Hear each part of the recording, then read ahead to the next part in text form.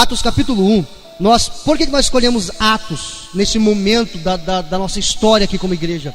Porque Atos é o início da igreja. A igreja começou em pequenos grupos. Nós temos 3 pequenos grupos na cidade. Nós vamos ter 4, 5, 6. Irmão, a gente tem dificuldade de se relacionar. Sabia disso? Nós temos dificuldade de nos relacionar. De chegar em alguém na rua assim e cumprimentar a pessoa e falar com a pessoa: o que vão pensar de mim? Eu vou gaguejar. A gente tem dificuldade de se relacionar. A gente tem medo de falar com as pessoas. Vão me julgar. A gente tem medo. E a primeira coisa que precisa acontecer quando eu decido trabalhar em pequeno grupo, participar de pequeno grupo, me relacionar com as pessoas. Para quê? Com a intenção de levá-las a Cristo. Relacionamento intencional. Para que através de eu seja um canal de Deus para aquela pessoa. Irmão, sem Jesus não tem salvação. Sem Jesus as pessoas vão para o inferno. Você consegue entender isso? A gravidade disso? Querido, se Deus levasse alguém que não crê em Jesus por 10 segundos no inferno, essa pessoa voltaria e se lançaria aos pés de Jesus. Se Deus levasse você que é salvo, eu creio sim, porque nós temos que ter certeza da nossa salvação. Se Deus levasse você por 10 segundos no céu, para você sentir a glória que é lá. Paulo foi levado, ele disse: eu vi coisas inefáveis, não tem nem como falar para vocês. Minha vontade era ficar lá. Se Deus levasse você por 10 segundos lá e você voltasse aqui, você ia sair na cidade gritando para todo mundo: aceite a Jesus como Salvador, porque é muito maravilhoso. Deus tinha que levar o ímpio, aquele que não crê em Jesus, por 10 segundos no inferno, só para ele sentir. E levar você que é salvo, que já crê em Jesus, por 10 segundos no céu. Você ia voltar e você ia falar assim: eu não quero mais saber de dinheiro, eu não quero mais saber de ficar rico, eu não quero mais saber de... eu quero almas para Jesus, porque é isso que me trará recompensa na eternidade, o trabalho que eu faço aqui na terra. Porque tudo que passa disso vai ficar aqui. Amém? Decida se relacionar. Bíblia, vamos lá. Atos capítulo 1. Vamos ler a partir do versículo 1 mais uma vez. Nós vamos ler mais uma vez, porque a intenção era pregar até o 14. Eu tenho só 3 tópicos da mensagem do domingo passado que eu não terminei, preciso terminar, e por isso eu creio que vamos terminar no horário.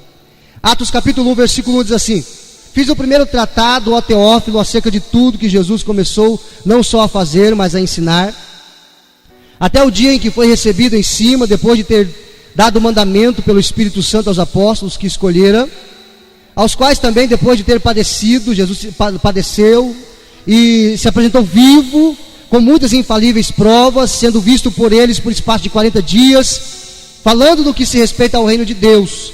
Estando com eles, determinou que lhes não se ausentasse de Jerusalém, mas que esperassem a promessa do Pai, que disse ele: de mim ouvistes.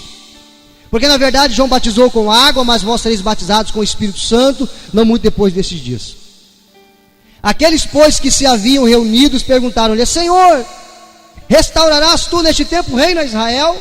Disse-lhes: não vos pertence saber os tempos e as estações que o Pai estabeleceu pelo seu próprio poder, mas recebereis a virtude do Espírito Santo, que há de vir sobre vós, e ser-me-eis testemunhas tanto em Jerusalém como em toda a Judéia, Samaria e até os confins da terra.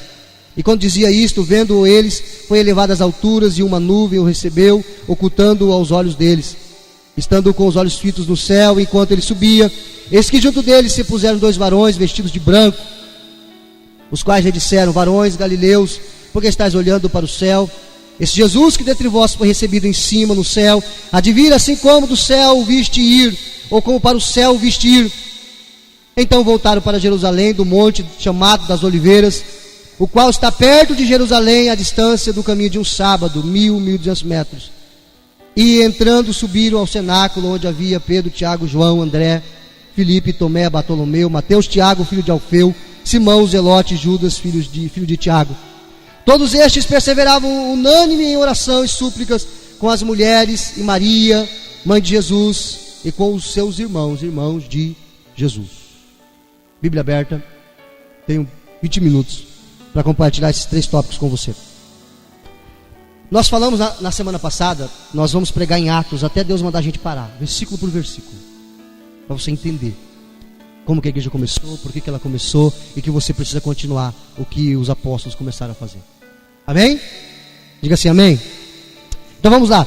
Nós falamos na semana passada, só recapitulando, primeiro, que o Evangelho precisa ser ensinado. O Evangelho precisa ser ensinado. O cristão é transformado através de ouvir a palavra. O Evangelho tem que ser ensinado. Você precisa ensinar o Evangelho aos seus filhos. E você precisa se relacionar com as pessoas para você compartilhar o Evangelho com elas. Segunda lição que a gente aprendeu: Jesus se apresentou vivo aos discípulos. Ele ressuscitou. E a maior prova disso é o Evangelho ter chegado aqui até nós depois de 2000 anos. A maior prova disso é o fato de todos os apóstolos, com exceção de João, ter morrido por Jesus. Eles não iam morrer por algo que eles não acreditassem de verdade. Eles morreram porque eles viram Jesus vivo, ressurreto. Eles morreram, mas não negaram o nome de Jesus. Eu disse aqui que Tomé, ele foi morto a flechadas domingo passado. Eu errei, perdão. Não foi, dei informação errada para você. Ele foi morto também, crucificado, como Pedro.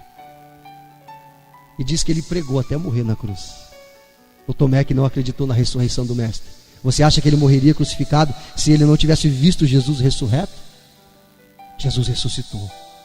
E a prova é você estar aqui, é a sua conversão, é a sua fé. Terceiro ponto que nós falamos: Jesus promete o batismo no Espírito Santo a todos os que creem. Nós falamos que o batismo com o Espírito Santo, biblicamente, mostramos na Bíblia, que ele é na hora que você se converte. Se você nasceu de novo, você é imerso no Espírito Santo. Se você não ouviu a mensagem no domingo passado, ela está no YouTube. Toda segunda-feira ela vai para o YouTube e você pode ouvir lá e entender por que disso. Quarto ponto: os discípulos estavam curiosos para saber o futuro. Quantas pessoas curiosas para saber o futuro, né? O que vai acontecer comigo amanhã? O que vai acontecer depois? Com quem que eu vou casar? Aquele negócio que eu fiz dá certo? Vai dar certo? E pagam. Eu já vi gente pagar muito dinheiro só para prever o futuro, para alguém prever o futuro. Pagar para as pessoas fazer trabalho, para fazer mal para alguém ou para fazer bem para alguém. Aí quando se converte, tem dificuldade de ser dizimista. Por que será? Porque não é da vontade do diabo que você contribua, pode ter certeza disso. Mas com aquilo que não é de Deus, não tem problema nenhum.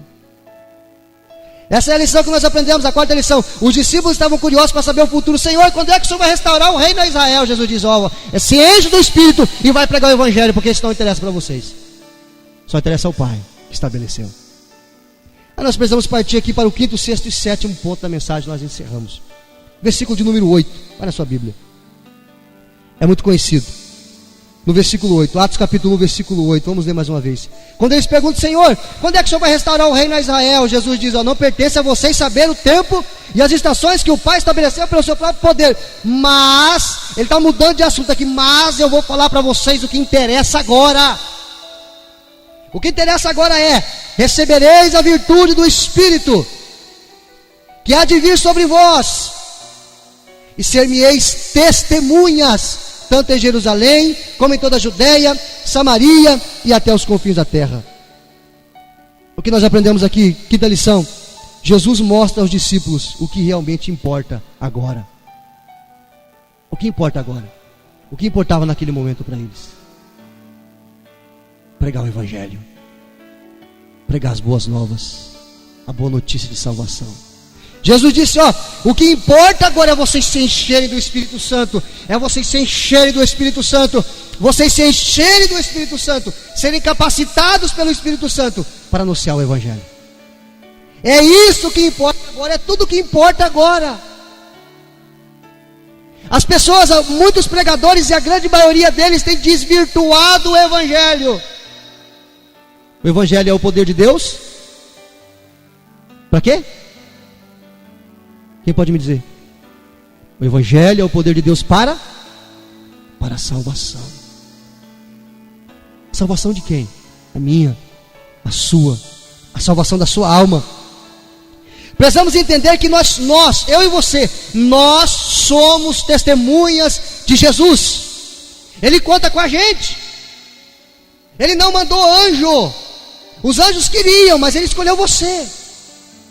Ele escolheu você para anunciar o Evangelho. Ele escolheu você para se relacionar com as pessoas, para elas olharem em você e dizer: eu quero o brilho que essa pessoa tem, eu quero a alegria que essa pessoa tem. Olha a luta que ela passa, ela não murmura, ela não reclama, ela tem paz, a família dela, a casa dela é um pedacinho do céu. Eu quero isso para a minha vida. A pessoa vai ver isso no seu olho, na sua face, e você vai compartilhar com ela. Você, Deus quer usar você, Ele vai usar você. Nós precisamos entender que nós somos essas testemunhas, porque o livro de Atos não terminou. Nós continuamos a história. O Senhor quer me usar e usar você. O culto de domingo é um culto de treinamento, para você sair daqui cheio do Espírito Santo e entendendo qual é a sua missão. Entender qual é a sua missão. Muitas pessoas, eu já vi pregar o evangelho para mim assim. Você prega o evangelho para pessoas dizendo assim: ó, vai na igreja que Deus vai te restaurar, ele vai mudar a sua vida, Ele vai restaurar o seu casamento, Ele vai te curar. Tudo isso é verdade. Tudo isso é verdade. Mas o evangelho não é isso. O evangelho é o poder de Deus para a salvação. Você precisa da igreja ouvir o evangelho, entender o evangelho, porque nós, se inclui, porque você também é pecador e eu também, nós somos pecadores. E Jesus pagou na cruz o preço dos nossos pecados. E eu preciso crer nisso. Esse é o evangelho. Ah não, mas se eu falar que a pessoa é pecadora, ela vai se ofender. Se inclui. Porque se você se incluir, vai soar mais leve para ela. Porque tem uns que pregam assim: pecador, se arrepende. Mas peraí, eu também sou. Ei querido, nós somos pecadores. Jesus morreu por mim e por você. Ah, mas você não é pastor? Você é pecador também? Sim, todos nós aqui, os líderes e todos aqui somos pecadores. Pecadores arrependidos. E você que não se arrependeu ainda precisa se arrepender dos seus pecados e tomar posse daquilo que Jesus conquistou para você na cruz. E a maior prova disso, que isso aconteceu na sua vida, é se você tem o desejo de levar isso para outras pessoas. Amém? A melhor maneira, nós já falamos isso aqui, de compartilhar o evangelho é através do RI, do RD. Vou bater nisso aqui esse ano todinho para você decorar. RI, relacionamento intencional. Mas infelizmente muitas igrejas ensinam pra gente assim: você precisa entrar dentro do templo, porque aqui é a arca, não deixa de ser verdade, se esconder do mundo, né? O fogo vai cair lá fora, fugir das pessoas, porque senão as pessoas vai fazer você se desviar. Irmão, se alguém lá de fora que não crê em Jesus fazer você desviar, desculpa, você não entendeu o evangelho. Porque imagina só, se você faz um negócio que você vai ganhar R$1 milhão, aí vem alguém e te oferece um negócio que você vai ganhar R$1. Aí você escolhe um negócio que você vai ganhar R$1. Desculpa, você não entendeu um negócio de R$1 milhão. Aí eu não posso me relacionar com as pessoas, senão vão fazer eu desviar. Não, irmão. Se você realmente entendeu o evangelho, ninguém vai fazer você desviar. Ah, vão me influenciar. Eu não, você vai influenciar. As religiões ensinam assim, ó, vem e se esconde dentro de um templo. E Jesus diz assim: vai e anuncia o evangelho. Parece que tem uma contradição, e tem. E infelizmente muitas igrejas erram nesse ponto, porque ensinam você a se enclausurar dentro do templo e fugir de todo mundo. Quem que vai ganhar o seu vizinho para Jesus? Quem que vai ganhar o seu colega de trabalho para Jesus, se você nem fala com ele? Se ele nem sabe que você é evangélico? Se ele nem sabe o que aconteceu na sua vida, que você foi transformado pelo Senhor? Eu preciso sair das quatro paredes. É lá no mundo que eu vou ganhar as pessoas. É lá que eu vou ser luz. Onde é que a luz tem que brilhar? Aqui dentro, onde todo mundo brilha? Nós cremos nisso, né? Ou pelo menos teríamos que todos brilhar. Inclusive eu e você. É fácil brilhar onde todo mundo brilha. No meio de 1 milhão de vagalume, é muito fácil. Está todo mundo brilhando. Agora brilhar lá nas trevas, aí sim. Ser sal lá fora, aí sim. Então você precisa obedecer ao ID de Jesus. Eu tenho que ir. Eu tenho que vir na igreja segunda-feira, no domingo, receber poder, entender a palavra, ser cheio da palavra e ir. E eu vou. E quando você se interessa pelas coisas do reino, Deus se interessa pelas suas coisas. Quando alguém se interessa pelas coisas dos seus filhos, não tem nada mais querido do que você ver alguém amando os seus filhos. Quando alguém brinca com a Raquel e com a Rebeca, que eu vejo que é sincero, aí eu fico muito feliz. Agora, quando alguém dá um beliscão no seu filho ou coisa parecida, a mãe vira uma leoa. Não é verdade? A Raquel ficou muito triste no culto quinta-feira lá, porque o porteiro lá do vô dela deu 2 beliscão nela, um na mão, outro na barriga. Ela ficou revoltada. Pai, o irmão lá do bigode branco me beliscou. A menina vai crescer com trauma. Aí ela foi e falou pro vô, falei, vai lá e fala pro seu vô, ele que é o pastor. Ela foi e falou, e eu procurei o irmão depois, no final do culto, ele tinha ido embora, eu ia chamar a atenção dele. Falei, rapaz, você quer que a minha filha fique com trauma de vir na igreja? Ela disse, pai, eu não quero ir no culto amanhã não. Porque quando toca nos seus filhos, você vira onça, você vira leão. Agora, quando ama os seus filhos, você ama também. Quando você ama o reino, o Senhor, Ele entra na batalha, irmão. Quando você trabalha pelo reino, o Senhor entra na sua causa.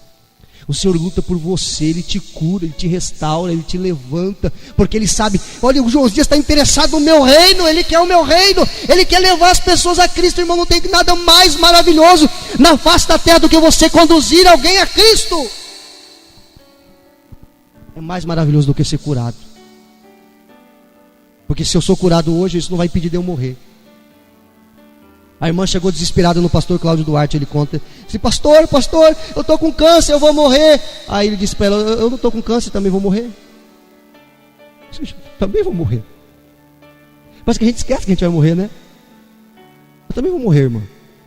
Se Deus te curar, ele disse para ela, se Deus te curar, nós vamos orar, se Deus te curar, a glória de Deus vai tomar a igreja. Agora, se Deus não te curar, você vai ver a glória de Deus. A gente tem tanto medo da morte. O que é a morte para você que é salvo? É só uma passagem.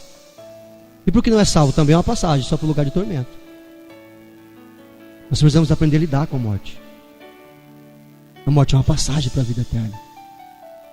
Quando você se interessa pelas coisas do reino, Deus se interessa pelas suas coisas.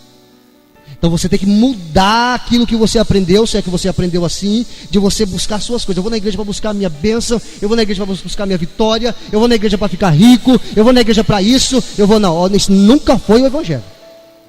O Evangelho é o poder de Deus para a salvação. E você que é salvo, precisa conduzir as pessoas a Cristo, através do relacionamento. Não seja chato, irmão. Tem crente que é chato, tem evangélico que é chato. Fica pentelhando as pessoas. Cuidado, está para o inferno. Não é assim que se prega o Evangelho. Na igreja, deixa que o pastor fala isso. A Bíblia, melhor dizendo. Agora você prega o amor de Cristo, se relaciona. E de que maneira que eu mostro o amor de Cristo? Quando eu amo as pessoas. Quando é que Jesus abraça alguém? Quando você abraça alguém. Quando você ama alguém, um amor verdadeiro. Quando você ora por alguém. Por quem você tem orado para Jesus salvar aqui nessa cidade? Quantos estão na sua lista de oração? Na quinta-feira, no Ministério de Oração, por quantos você tem orado?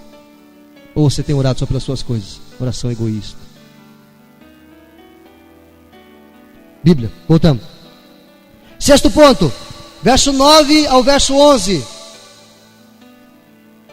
Verso 9 ao verso 11. Os anjos asseguraram que Jesus voltará. É isso que está aqui implícito no verso 9 ao 11. E quando dizia isto, Jesus falando isso para os discípulos: se enche de poder, o Espírito Santo vai vir sobre vocês. Vendo-o eles, foi elevado às alturas, e uma nuvem o recebeu, ocultando aos seus olhos. E estando com os olhos fitos no céu, os discípulos olhando Jesus subindo. Enquanto ele subia, eis que junto dele se puseram 2 varões vestidos de branco, os quais já disseram: varões galileus. Os anjos falaram com os discípulos: varões galileus, homens da Galileia, por que estáis olhando para o céu assim, atônitos, apavorados? Esse Jesus que dentre vós foi recebido em cima no céu, há de vir, assim como para o céu ouvistes ir. Os anjos prometeram que Jesus vai voltar.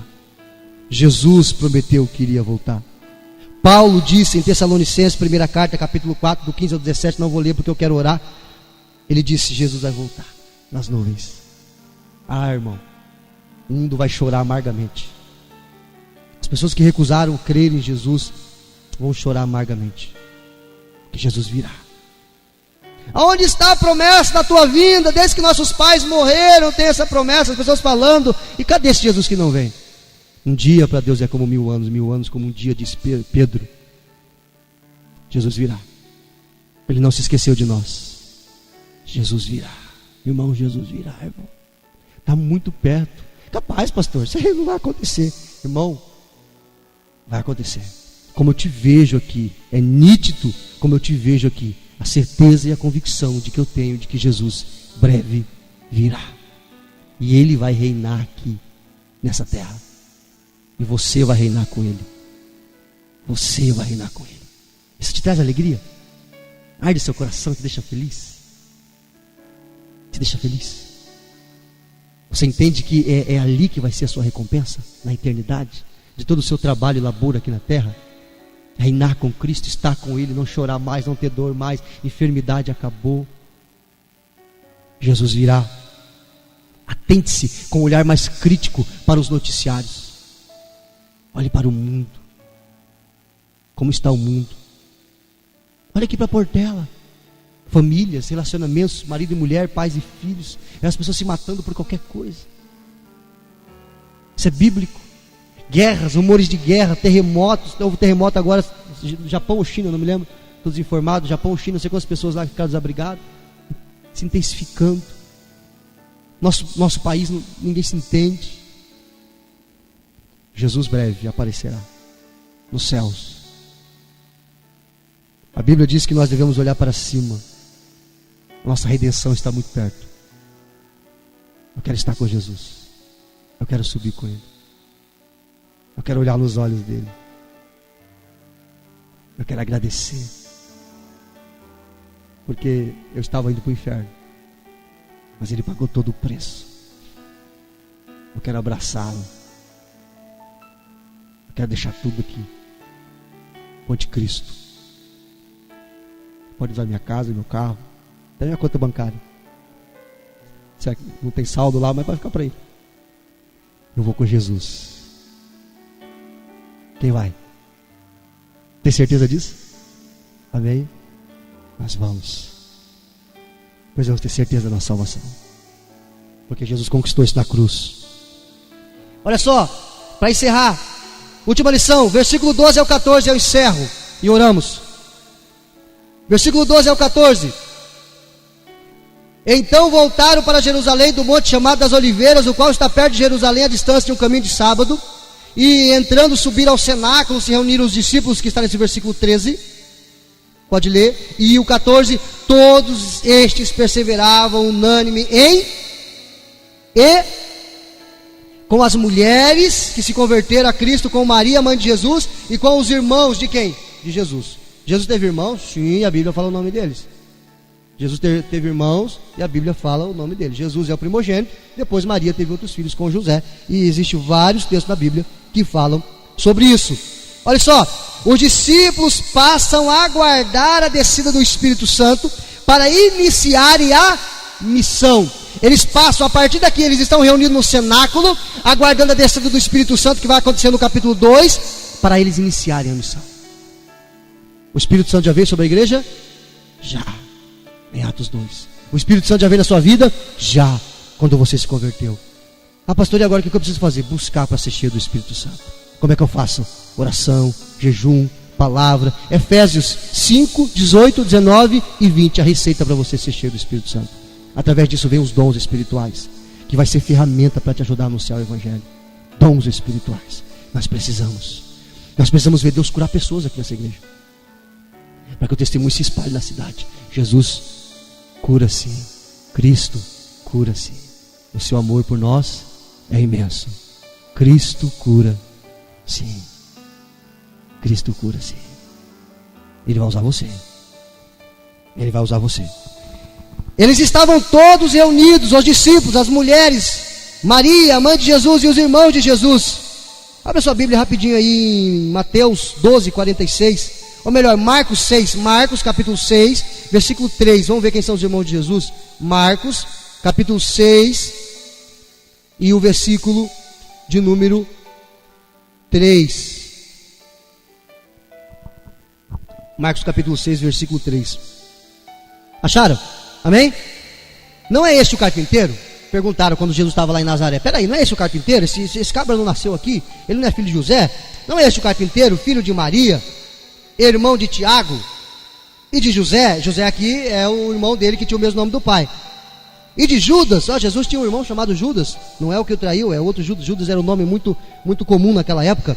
E de Simão, citou aqui pelo menos Tiago, José, Judas e Simão, irmão de Jesus, filho de Maria com José. E não estão aqui conosco suas irmãs? Jesus tinha várias irmãs. E eles se escandalizavam nele. Como é que, mas esse aqui não é o menino que nasceu aqui, agora está fazendo milagre, está pregando, está... E diz que é o Filho de Deus e que perdoa pecado. Sim, é Ele. É Ele mesmo, Jesus. Os discípulos passaram a aguardar a descida do Espírito Santo, reunidos em oração e súplica. Os discípulos, Maria, a mãe de Jesus, os irmãos de Jesus, as irmãs de Jesus. Por quê? Porque os irmãos de Jesus se converteram depois que Ele ressuscitou. Porque os irmãos de Jesus não criam nele. Depois que Jesus ressuscitou, os irmãos de Jesus se converteram. É verdade, ele é o Messias, porque eu fui criado junto com ele. Jesus era o primogênito, os irmãos de Jesus cresceram com Jesus. Messias, até Maria, eu acredito que chegava um momento que ela ficava pensando: puxa, será? Não, mas foi o anjo que apareceu. Não, Deus fez a promessa, mas quando é que vai acontecer? Aí Jesus morre por nós. Aí os irmãos de Jesus se convertem, e Maria tem a convicção de que realmente tudo aquilo era um plano de Deus. Encerrando, querido, Lucas escreve o Evangelho. Lucas escreveu o Evangelho de Lucas e também Atos dos Apóstolos, direcionado a Teófilo. Qual que era o propósito dele? RI. Diga assim comigo: RI. Relacionamento intencional. Lucas estava tendo um relacionamento intencional com Teófilo.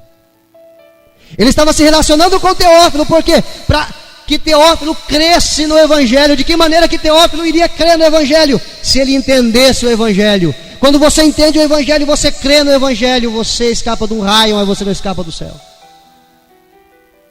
Lucas estava interessado em levar Teófilo a Jesus, levar Teófilo a crer em Jesus, e não foi pelo WhatsApp, meu irmão, porque hoje é muito fácil e às vezes nós não fazemos. Foi por cartas, que às vezes levavam 45 dias para chegar no outro lugar. Viajava de navio, mas ele estava se esforçando. Escreveu o Evangelho de Lucas. Lucas não conheceu Jesus, não foi um dos apóstolos, mas ele pesquisou sobre Jesus, ele foi ganho para Jesus através de Paulo, e ele pegou, escreveu Lucas e mandou para Teófilo, e depois escreveu Atos e mandou para Teófilo. Teófilo creu em Jesus, foi salvo. Lucas se esforçou para isso. Lucas gastou tempo para fazer com que Teófilo conhecesse o Evangelho de Jesus. Quanto tempo você já pensou em investir em alguém para que essa pessoa conheça o Evangelho? Pequenos grupos. Amém? Pequenos grupos, é lá que Deus vai te usar. Precisamos entender a responsabilidade que temos. Se relacionar com pessoas para levá-las a Cristo. A Cristo. Vamos estar em pé? Por favor. Domingo que vem nós continuamos